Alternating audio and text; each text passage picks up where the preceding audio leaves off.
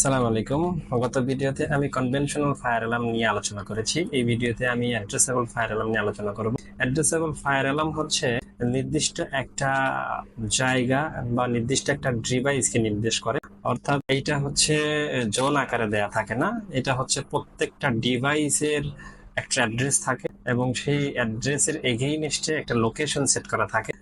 আমার একটা অ্যাড্রেস, একটা ডিভাইসকে আমি অ্যাড্রেস করেছি, সেখান থেকে যদি অ্যালার্ম আসে সেই ডিভাইসে সেট করা অ্যাড্রেসটা আমার প্যানেলের মনিটরে ভেসে উঠবে। অর্থাৎ অ্যাড্রেসেবল ফায়ার অ্যালার্ম সিস্টেমটা হচ্ছে যেখানে আগুন লেগেছে সেই নির্দিষ্ট জায়গাকে নির্দেশ করে, সেই নির্দিষ্ট ডিভাইসকে নির্দেশ করে।